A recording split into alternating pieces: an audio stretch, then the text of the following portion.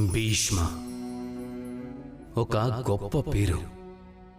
గంగాదేవి పుత్రుడు. స్వయంగా బృహస్పతి ఇంకా పరశురాముడే ఆయనకు విద్య నేర్పారు.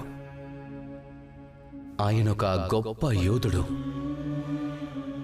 కానీ ఈ గొప్ప యోధుడికి ఆయనకు చరిత్రలో ఈ రోజు వరకు ఆయనకి దేనికి పాత్రుడో అంత గౌరవం దక్కలేదు. కారణం ఎంపిక.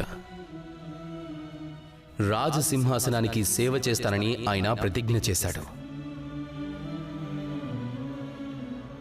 కనుక రాజసింహాసనం మీద ఎవరున్నా తనకు సేవ చెయ్యాలి, తన ప్రతి ఆజ్ఞను పాటిస్తానని ఆయన ప్రతిజ్ఞ చేశాడు.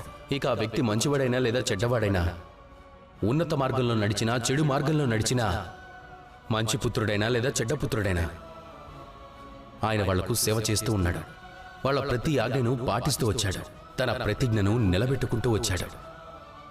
ధృతరాష్ట్రునికి కళ్ళు లేవు నిజమే, కానీ ఆయన మరీ అంత గుడ్డివాడు కాదు. ఆయనకు ప్రజల కన్నీళ్లు, ధర్మ అధర్మాలు కనిపించనంత ఆయనకన్నీ అర్థమవుతాయి. కానీ ఇక్కడ భీష్ముడు తన ప్రతిజ్ఞలో బందీ అయ్యాడు. దుర్యోధనుడు అనైతిక మార్గంలో ఉన్నాడు, అయినా తనకు సహకరిస్తూ వచ్చాడు. ఇక అందుకు పర్యవసానం ఈ రోజు వరకు చరిత్రలో ఆయన దేనికి పాత్రుడో ఆయనకు ఆ స్థానం దక్కనే లేదు, ఆ గౌరవం దక్కలేదు.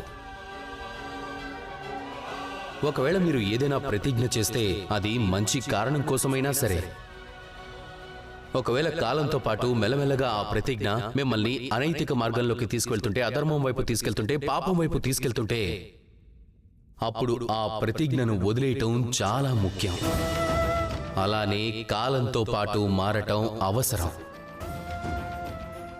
లేదంటే ఆ ప్రతిజ్ఞ మీతో పాపాలు చేయిస్తుంది, చెడు పనులు చేయిస్తుంది, అలాగే మీ వినాశనానికి కారణమవుతుంది.